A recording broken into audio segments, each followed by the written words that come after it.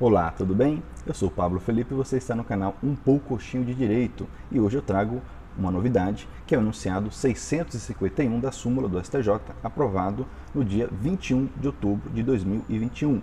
Diz o enunciado que compete à autoridade administrativa aplicar a servidor público a pena de demissão em razão da prática de improbidade administrativa, independentemente de prévia condenação por autoridade judiciária à perda da função pública. Vamos entender esse enunciado que trata sobre a chamada independência das instâncias e também sobre a diferença entre demissão do servidor público e perda da função pública. Bom, independência das instâncias é um princípio que rege o nosso ordenamento em que um fato ele pode gerar repercussões no âmbito civil, penal e administrativo, de forma que o julgamento, a análise nessas diferentes instâncias não interferem. De forma que o julgamento, por exemplo, no âmbito penal, em regra, não interfere no julgamento no âmbito civil ou administrativo. De forma que um servidor público pode cometer um fato e esse fato repercutir de forma que haja um procedimento administrativo, um processo administrativo disciplinar, um PAD, e também pode gerar uma ação civil pública para apuração de improbidade administrativa e ainda uma ação penal. E o resultado de um processo não interfere no outro. Essa é a regra. É o que nos diz o artigo 125 da Lei 8.112 de 90, que é o Estatuto dos Servidores Públicos da União. Diz que as sanções civis, penais e administrativas poderão acumular-se, sendo independentes entre si.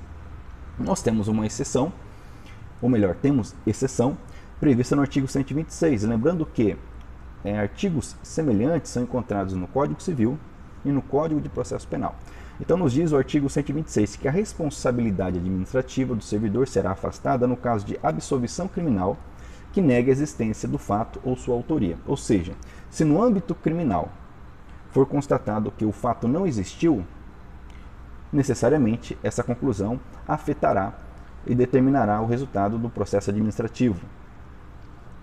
Ou se apurar no âmbito criminal que o fato existiu, porém o autor não o produziu, então também isso afetará o resultado do processo administrativo.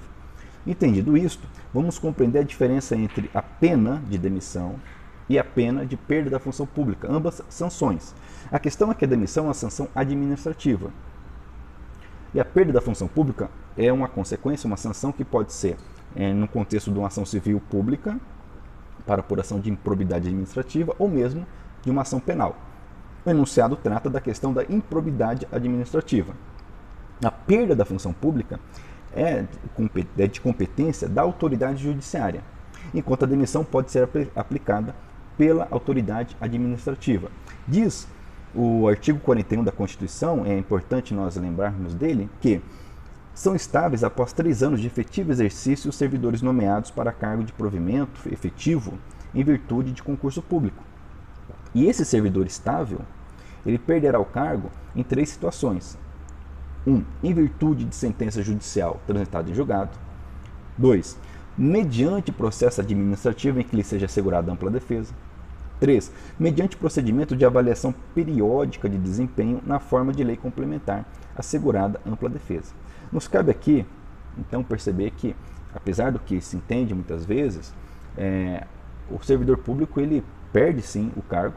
Isso não é raro, pelo contrário, nós vemos aí o STJ pela segunda vez, num espaço de um mês, editando um enunciado para tratar do assunto, isso demonstrando o quanto essa questão chega ao judiciário. Pois bem, cabe-nos aqui também fazer uma diferença rápida entre exoneração e demissão. A exoneração, ela não envolve um caráter punitivo, é o desligamento do servidor, por qualquer motivo que não tenha um caráter punitivo, tanto a pedido do próprio servidor, ok? Enquanto a demissão, ela decorre de uma sanção, decorre de uma falta grave. Na Lei 8.112, ela é tratada no artigo 132, que diz que a demissão será aplicada nos seguintes casos. E, no inciso 4, fala da improbidade administrativa. Uma observação importante é que a Lei 8.112 não explicita quais são os casos que configuram uma improbidade administrativa. Nós temos no artigo 116 a previsão dos deveres do servidor público e no 117 a previsão das proibições. de forma que é preciso fazer um cotejo e, no caso concreto, analisar se a violação dos deveres e a inobservância das proibições são aptas a gerar a chamada improbidade administrativa. E se isso ocorrer, se estivermos diante de uma das hipóteses do 132, conforme o enunciado 650 já comentado, a autoridade administrativa não tem outra opção a não ser determinar a demissão, punir com a demissão. Isso não é um ato discricionário, mas é um ato vinculado. Pois bem, a perda da função pública, por sua vez, ela necessariamente decorrerá de uma decisão judicial, seja, por exemplo, no âmbito penal ou no âmbito civil. No caso de destaque aqui do enunciado, estamos falando de uma ação civil pública para apuração de improbidade administrativa. Então, o que nos traz aqui o entendimento do STJ é que não se pode confundir.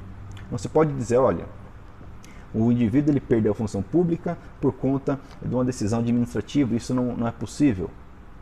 O que o STJ entende que é possível sim a demissão, na esfera administrativa, por um ato considerado improbidade administrativa, o que não impede e não se confunde com a perda da função pública por determinação judicial em virtude do ato também considerado improbidade administrativa.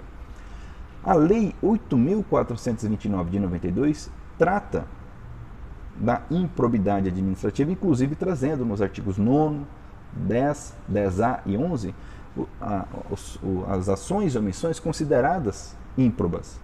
Inclusive no artigo 12 nós temos as sanções para essas condutas e que prevê a chamada perda da função pública. Ok? Então, resumindo, não se pode confundir a apuração de falta disciplinar, que é algo no âmbito administrativo, com uma ação de improbidade, que é uma ação civil pública, ok? Que é uma ação judicial. E, reforçando, uma instância não interfere na outra, em regra. O julgado paradigma que deu ensejo a esse enunciado é o mandado de segurança do Distrito Federal de número 21.544. E no bojo da fundamentação do voto do relator, nós temos a citação de alguns precedentes. Eu vou ler aqui. É firme o entendimento no âmbito do Supremo Tribunal Federal e do Superior Tribunal de Justiça acerca da competência da autoridade administrativa para impor pena de demissão a servidor público em razão da prática de ato de improbidade administrativa. Então perceba que é reconhecida essa competência da autoridade administrativa, independentemente de provimento jurisdicional, porquanto a penalidade administrativa não se confunde com a pena de perda da função pública prevista no artigo 12 da Lei 8.429, esta sim aplicável exclusivamente pela autoridade judiciária. Então, concluindo, o mesmo fato pode gerar a demissão e pode gerar a perda da função pública em instâncias diferentes. Ok? Para encerrar, vou ler novamente esse novo enunciado. Compete à autoridade administrativa aplicar a servidor público a pena de demissão em razão da prática de improbidade administrativa, independentemente de prévia condenação por autoridade judiciária à perda da função pública. Ok? Muito bem.